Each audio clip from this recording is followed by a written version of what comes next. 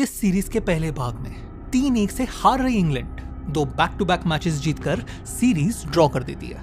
भारत का इंग्लैंड को अपने घर पर हराने का एक ऐतिहासिक मौका हाथ से निकल जाता है और बदले की आग में झुलसता फ्लिंटॉफ खुशी में अपना शर्ट उतारकर वानखेड़े के पिच पर डांस करता है। समय के साथ लोग ये पल, ये जिल्लत भूल जाता है।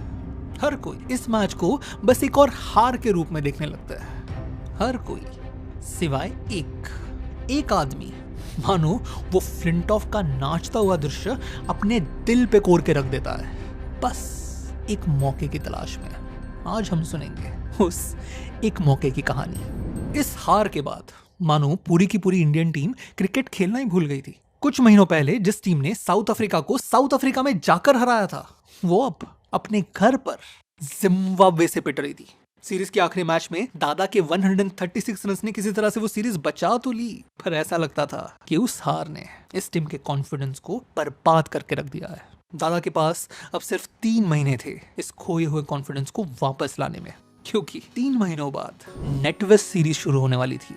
इंग्लैंड में इंडिया, इंग्लैंड और श्रीलंका के बीच एक ट्राई नेशन सीरीज। वो टीम, वो प्लेयर फिर एक बार उनके सामने खड़े होने वाले थे।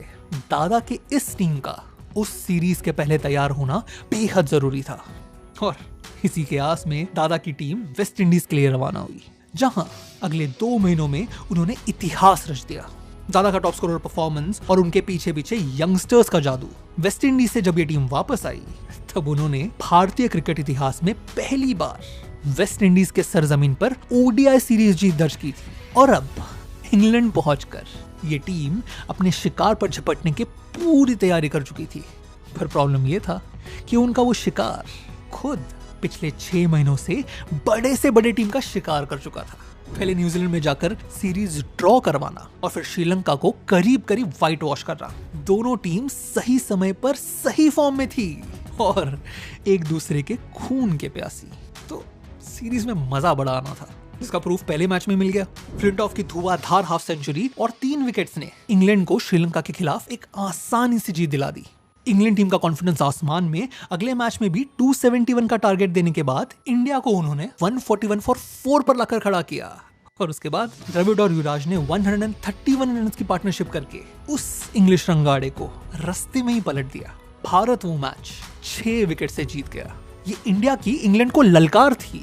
मुंबई का हिसाब यहाँ पे चुकता होगा और अगले पूरे सीरीज में भारत ने अपना दावा सच कर दिखाया। ग्रुप स्टेज के पहले 7 मैचेस में भारत अपराजित और हर एक बार टॉस हारकर चेस करते हुए। उस पॉइंट तक भारत का चेस करने का रिकॉर्ड नहीं से लेकर क्यों, भगवान क्यों, यहाँ तक था। तो इंडिया यहाँ ना केवल अपने परफॉर्मेंस से पर अपने मेंटल टफनेस से भी खुद को साबित कर रहा था। पर इस सब के बावजूद ग्रुप स्टेज में इंग्लैंड के खिलाफ होने वाली आखिरी मैच में फाइनल्स के ड्रेस रिहर्सल में सीरीज जीतने के बुकीज फेवरेट थे इंग्लैंड। क्यों? वेल, उस समय तक इस इंडियन टीम ने चोकर्स होने का रेपुटेशन कमाया था। 1999 से लेकर 2002 तक इंडिया 9 बार मल्टीनेशनल टूर्नामेंट्स के फाइनल तक पहुंचा, हर बार पूरी तरह से हारते हुए। फिर वो वर्ल्ड चैंपियंस ऑस्ट्रेलिया के सामने हो या स्ट्रगल करते श्रीलंका के सामने, ग्रुप स्टेज में चैंपियंस जैसे खेलने वाली ये टीम फाइनल्स में आती ढेर हो जाती। और ग्रुप स्टेज के उस फाइनल मैच में ये टीम फिर एक बार अपने रेपुटेशन पे खरी उतरी। 32 ओवर्स की लिमिटेड मैच में फ्लिंटॉफ की हाफ सेंचुरी और 7.5 के रिक्वायर्ड रन रेट पे 230 का टारगेट। इसके जवाब में दादा का एक शानदार नॉक जीतने की पूरे चांसेस और फ्लिंटॉफ दादा की विकेट ले लेता है और उसके बाद पूरी टीम 165 पे ऑल आउट हो जाती है। आगे मानो जले पे नमक छिड़कने के जैसे खबर आती है कुंबले और सचिन दोनों इंजर्ड है। तो बेसिकली फाइनल्स की सुबह होते होते जीतने के आसार, अपने रेपुटेशन बदलने की संभावना और अपना बदला लेने का मौका, तीनों दादा के आंखों के सामने मिटते चले जा रहे थे। और इंडियन ड्रेसिंग रूम में ये बात साफ नजर आ रही थी। एक कोने में बैठे हुए कोच जॉन राइट अपने कांपते हुए हाथ छुपाते हुए अपने प्लेयर्स को कह रहे थे, फाइनल की चिंता मत करो, गेम प्लान को याद रखो और फॉलो करो, बस लड़ो। और नसीब से टॉस के ठीक पहले खबर आती है सचिन और कुंबले दोनों खेल पाएंगे। सचिन यानी इस टीम का लकी चार्म वापस लौट रहा था। आखिरकार एक छोटी सी उम्मीद जागी थी। प्लेयर्स के चेहरों पर एक हल्की सी मुस्कान थी, जो टॉस हारने के बाद फिर एक बार चेस करना पड़ेगा ये पता चलने के बाद भी गई नहीं। इस टूर्नामेंट में ऑलरेडी 5 बार हम चेस कर चुके थे, तो एक और बार ही सही।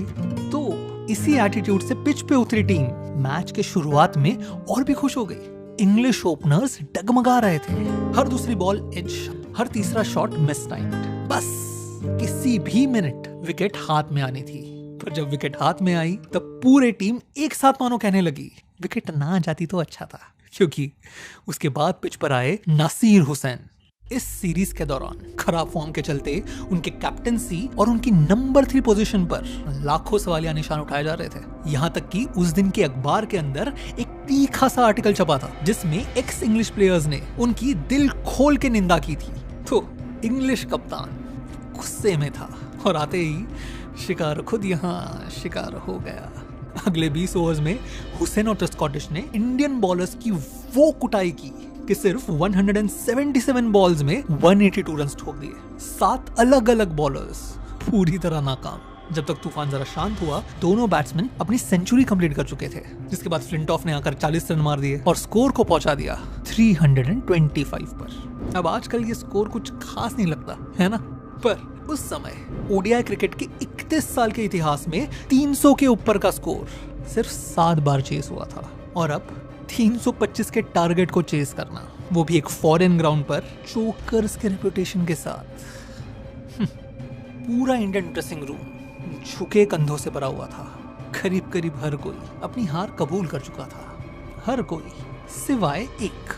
वो एक कोने में बैठे थे, एक टक ग्राउंड की ओर देखे जा रहे थे और आंखों में गुस्सा।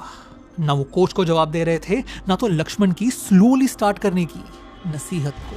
वो सिर्फ गुस्से में ग्राउंड की ओर देखे जा रहे थे। और फिर वो उठे और ग्राउंड की ओर निकल लिए, जिसके बाद शुरू हुआ तांडव। बॉल के बाद बॉल, बाउंड्री के बाद बाउंड्री। दादा सहवाग के साथ मिलकर T20 की झलक दे रहे थे। उन्होंने सिर्फ 35 बॉल्स में अपनी हाफ सेंचुरी कंप्लीट की और सिर्फ 14 ओवर्स में स्कोर को 106 तक पहुंचा दिया। अब 213 बॉल्स में 220 रन की जरूरत थी, जो पहले नामुमकिन सा लग रहा था, वो अब सिर्फ बहुत मुश्किल था। पर फिर सब मिल बोलो दादा आउट हो गए और फिर वही पुरानी कहानी कैप्टन के साथ पूरी टीम निकल ली। जब तेंदुलकर 146 के स्कोर पर 5वीं विकेट बने, तब वहां बैठे क्राउड के लिए, घर बैठे दर्शकों के लिए, यहाँ तक कि ड्रेसिंग रूम्स में प्लेयर्स के लिए मैच खत्म हो चुकी थी। कोच ड्रेसिंग रूम में एक कोने में बैठे खुद से ही बात किए जा रहे थे। सचिन और द्रविड़ मसाज के लिए चले गए, यहाँ तक कि दादा ने भी बाद में जाके कहा था। तभी उनको भी लगा था कि वो मैच हम हार गए। बदला लेने का एक सुनहरा मौका बस एक और बेइज्जती बन के रह गया था। और तब जब जीतने की कोई भी आशा नहीं थी, तब फाइनली ह्यूमन बिहेवियर का एक सॉलिड उसूल लागू हुआ। जब तक जीतने की आस थी, बदला लेने की चाह थी, तब तक दुनिया भर का प्रेशर था। अब तो कोई उम्मीद ही नहीं थी, इसलिए अचानक सारा प्रेशर चला गया। टीम बस इन नए नए ज्वाइन हुए यंगस्टर्स का परफॉर्मेंस देखने के लिए बैठ गई। यंगस्टर्स युवराज और कैफ, जिसे इस पूरे मैच में नासिर हुसैन बस ड्राइवर बुलाकर स्लेज कर रहे थे, और युवराज जिनके पारी के शुरुआत में ही स्कॉटिश की एक बॉल लगकर उंगली फ्रैक्चर हो चुकी थी। उन्हें बैट पकड़ने में भी मुश्किल हो रही थी, जबकि रिक्वायर्ड रन रेट 8 के ऊपर जा पहुंचा था। तो बात सिर्फ अब समय की थी और रन्स की, यानी कितने रन से हारेंगे इसकी। इसलिए पूरी टीम शांति से दोनों यंगस्टर्स को देखने के लिए बैठ गई, हंसते हुए, मस्ती करते हुए और धीरे धीरे चुप होते हुए, क्योंकि पिच पर उन दोनों युवकों ने मैच पलट दी थी। सिंगल्स और 2 से शुरुआत करते हुए वो दोनों अब बड़े बड़े शॉट्स खेलने लगे थे। युवराज की पहले टूडोर पे बाउंड्री और उसके बाद फ्लिंटॉफ पर 3 कंसेक्यूटिव फोर्स। कमेंट्री बॉक्स में हर्षा बोगले बोले, are we on to something here? एक ऐसा ख्याल जो इंडियन प्लेयर्स के मन में भी गूंज रहा था। सचिन ने ड्रेसिंग रूम में झट से डिक्लेयर कर दिया, कोई भी अपनी जगह से नहीं हिलेगा। हमारी ये पोजीशन सब काम कर रही है, तो जहां हो वहीं पे रुको।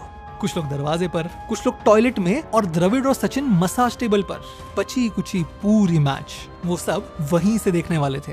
एक ऐसी मैच जो अब धीरे धीरे बॉल दर बॉल इंडिया की तरफ झुक रही थी। दोनों यंगस्टर्स के 120 रन की साझेदारी ने स्कोर को सिर्फ 51 बॉल्स में 59 तक पहुंचा दिया। जीत अब ज्यादा दूर नहीं थी और ऐसे समय किसी स्क्रिप्टेड मूवी सीन की तरह युवराज ट्यूडोर के हाथों आउट हो गया। कमबैक की खुशी में लोगों ने बचे हुए लाइनअप पे ध्यान नहीं दिया था, जो था भज्जी, कुंबले, जहीर और नेहरा। यानी अब मैच की कमान सिर्फ और सिर्फ कैफ के हाथों में। जीतने की सारी आशाएं उस 23 सालों के कंधों पे। रेडियो पर कमेंटेटर्स कह रहे थे कैफ को अब संभाल के खेलना होगा, अपनी विकेट बचानी होगी। जिसके जवाब में कैफ ने अगला बॉल ग्राउंड के बाहर मार दिया। इनिंग्स पेस करना, स्कोरबोर्ड की तरफ ध्यान देना, ये सब कैफ की फितरत में ही नहीं था। वो सिर्फ खुद के स्टाइल में बैटिंग करते, फिर जो हो सो हो। और चीजें होती गई। बॉल के बाद बॉल ग्राउंड के बाहर। 47वें ओवर आने तक कैफ के इस तूफान ने रन रेट को 4.6 तक लाके रख दिया था। यानी 18 बॉल्स में सिर्फ 14 रन की जरूरत। मैच अब पूरी तरह अपने हाथ में था। और यहाँ बॉल दिया गया उस बंदे के हाथ में जिसने इस पॉइंट तक भारतीय उम्मीदों पे पानी फेरने में महारत हासिल कर ली थी। कहीं जाकर अभी तो उसका बदला पूरा हुआ था। ऐसे कैसे वो दादा की टीम को ऐसे ही जीतने देता। तो फ्लिंटॉफ आया और 3 बॉल में भज्जी और कुंबले को चलता कर दिया। बहुत सालों बाद इस पल को याद करते हुए कैफ ने कहा कि उस समय मुझे सच में लगा था कि हम वो मैच हार जाएंगे, क्योंकि भले ही 2 ओवर्स में सिर्फ 11 रन की जरूरत थी, हाथ में विकेट्स थे 2 और उन 2 ओवर्स में से एक जानी थी उसके हाथ में। वानखेड़े का वो भूत सिर से उतरा नहीं था। इसलिए सेकंड लास्ट ओवर में 5 बॉल्स में 5 रन लेने के बाद ऑफ स्ट्राइक जाने के बजाय कैफ ने जोर से बैट घुमा दी और बॉल चला गया बाउंड्री के बाहर। जीतने के लिए अब सिर्फ 2 रन की आवश्यकता 6 बॉल्स में। पर इस बात पर ना कैफ ने खुशी मनाई ना जहीर खान ने, क्योंकि बॉल करने आने वाले थे वो और सामना करने वाले थे जहीर खान। वानखेड़े में 6 महीने पहले 27 पे बैटिंग करते हुए बदानी नॉन स्ट्राइकर्स एंड पे खड़े खड़े कुंबले और श्रीकांत को आउट होते हुए देखते रहे, इंडिया को मैच हारते हुए देखते रहे। और अब यहाँ करीब करीब सेम सिचुएशन में वही सब कुछ जहीर खान के दिमाग में दौड़ रहा था। और उसमें आया पहला बॉल। जहीर की रन लेने की कोशिश और वापस भेज दिया जाना, फ्लिंटॉफ का जहीर के करीब आना और एक टक घूरते रहना। इंग्लिश टीम से पूरी तरह घिरे हुए जहीर नर्वस थे, साफ दिखाई दे रहा था। अगला बॉल पूरी इंग्लिश टीम की एक साथ अपील, जिसे अंपायर ने ठुकरा दिया। दादा लॉर्ड्स के बालकनी में बैठे ये सब देख रहे थे, आंखों में गुस्सा, एक पांव रेलिंग के ऊपर और हाथ गले में पहने लॉकेट्स को थामे, मानो भगवान से प्रार्थना कर रहे हो। एक बार काफी था, दोबारा नहीं। तीसरा बॉल जहीर का बॉल को टैप, कैफ का पहले ही पिच को छोड़ के भागना, throw, dive, misfield. Flintoff pitch पर अपना सिर झुकाए बैठे थे, इसलिए उन्होंने उस पल को नहीं देखा जब एक कप्तान लॉर्ड्स के बालकनी पर इस मैच को और इस पल को अमर कर रहा था। अगर वो ऊपर देखते तो उनको पता चलता कि शर्ट निकालते वक्त और घुमाते वक्त दादा की आंखें सिर्फ और सिर्फ उन पर थी। अब करीब करीब पूरे दुनिया का ये मानना है कि ये स्टोरी यहाँ पर खत्म हो गई। जिस बॉलर ने हमारे लॉर्ड्स पर शॉट उतारी, हमने उसके लॉर्ड्स पर जाकर हिसाब बराबर कर दिया। प्रॉपर एंड लगता है ना?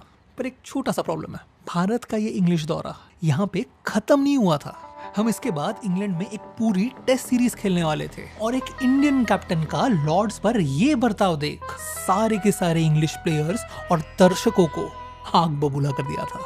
हमारे घर पर हमारी शिकस्त, उनके घर पर उनकी। खेल तो सिर्फ ड्रॉ हुआ था, जीत या हार आने वाले टेस्ट सीरीज में डिसाइड होनी थी। और वो टेस्ट सीरीज हम अपने नेक्स्ट वीडियो में कवर करेंगे। तब तक आशा करता हूँ आपका दिन शुभ रहे। वीडियो देखने के लिए बहुत बहुत धन्यवाद।